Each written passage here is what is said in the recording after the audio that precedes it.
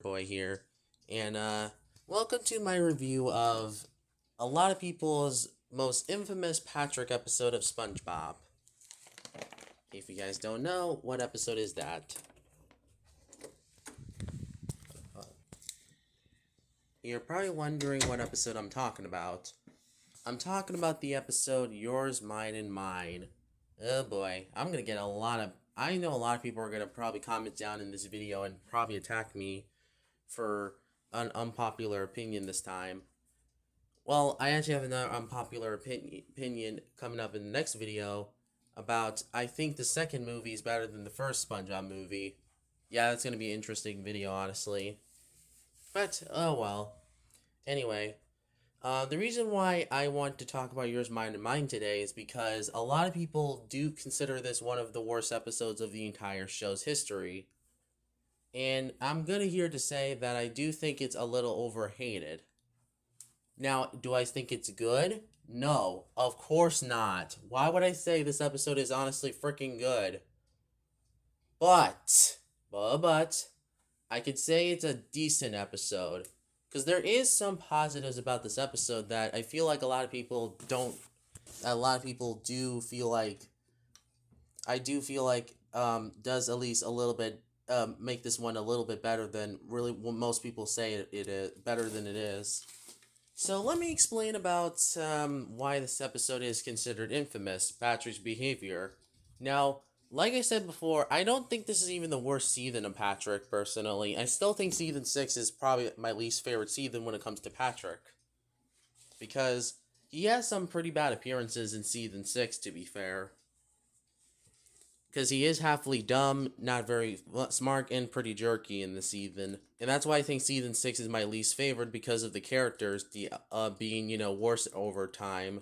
And this is where I think that's where the season that's where I feel like that season fails, because of also the characters. And that's why I also hate that. I really do not like that season so much. And to be fair, Pioneer Rules kind of explained in his season 7 retro video about Yours, Mine, and Mine. And I will admit, I kind of agree with his opinion, even though I know a lot of people are going to say, why are you following Pioneer Rules' opinion? He's just. Because there is people who do not like um Pioneer Rules as a YouTuber. Like Ultimate. For example, one of the streamers that I really like watching is a streamer people is Ultimate Frozen Fan, which, fun fact, he does not like Pie Guy Rules at all, because he thinks he's kind of a a-hole, I guess. I don't even. No, I'm not gonna say that, because I think that's putting words in his mouth. But I don't think he likes him, to be fair. But I disagree, because Pie Guy Rules is a really great YouTube. He kind of is one of those YouTubers who inspired me to make videos in the first place.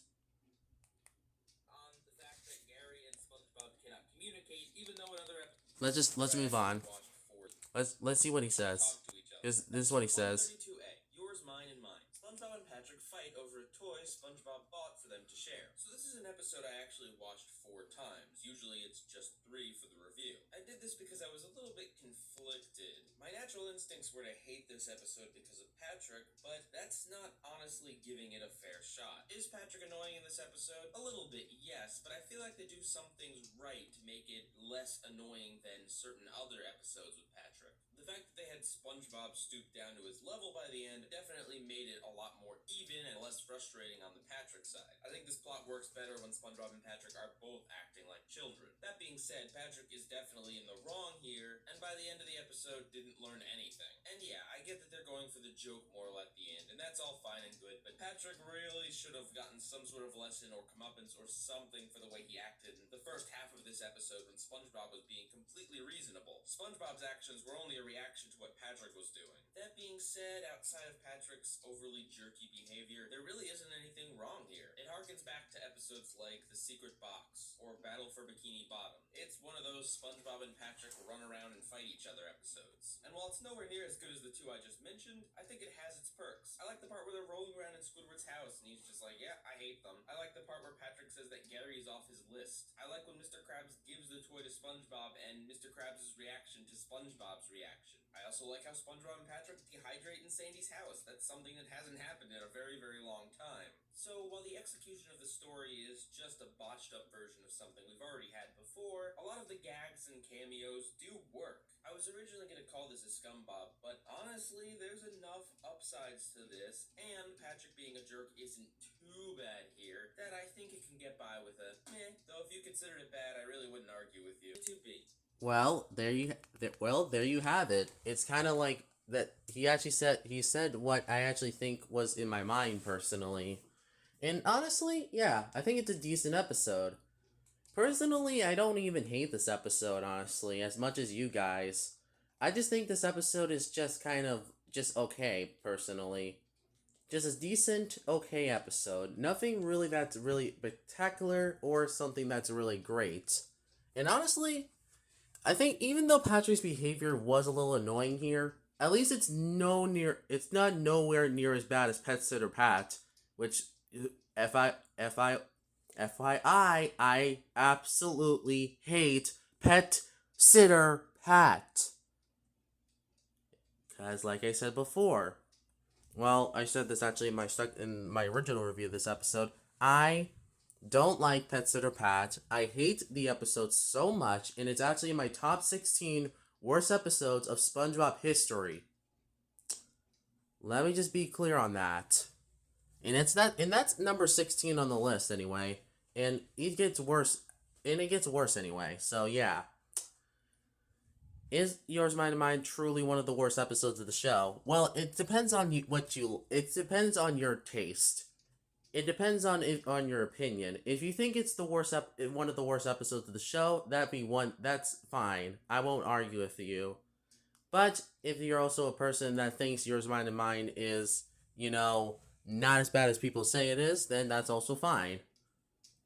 Because, I mean, to be fair, this episode kind of got hated because of Patrick's behavior. So I'm not going to argue with everyone. I'm not going to argue with anybody who says that Patrick is unlikable here, which I do agree. He is definitely unlikable here. He's a little bit selfish. He was definitely selfish in this episode, and also very jerky as well, to be fair. But I feel like that even though that's the only big problem with this episode, the only thing I can really say is the pacing of it.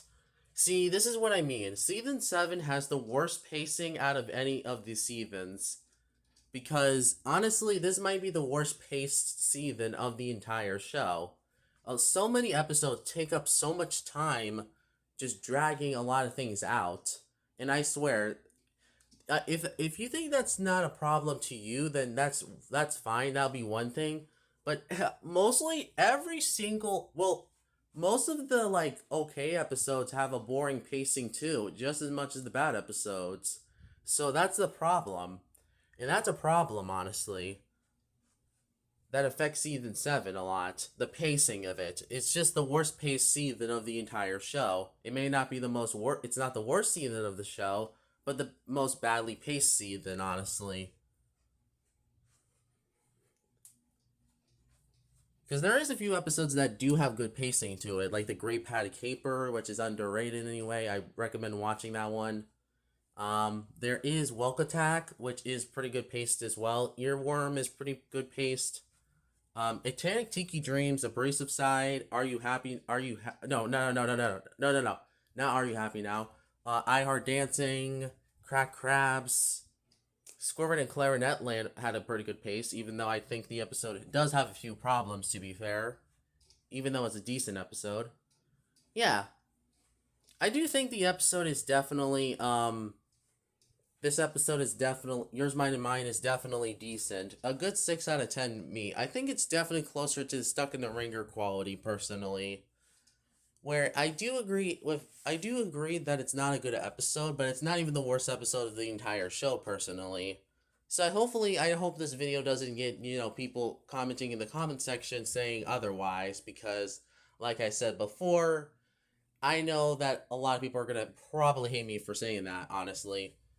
But this is my opinion, so this is why I don't really follow a lot of people's opinion on one episode, because it gets a really effing annoying. No, actually not effing annoying. Really freaking annoying. Because it feels like it's just the same opinion over and over again. But But I mean, I know it's because it's people's opinion, but still.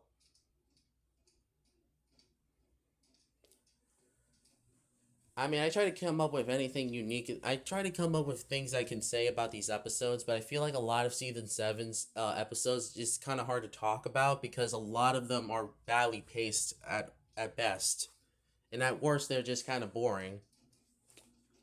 And at least the good episodes are the thing that entertain me the most, and also some of the okay episodes too. Actually, too. Anyway, I think that's it. I think I have everything. I think that's all I have to say about yours, mine, and mine.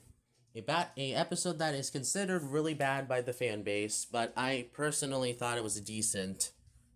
So yeah, I think that ends up this video. Honestly, like and subscribe. Follow me on Twitter and Snapchat, and also Blue Sky and Amino.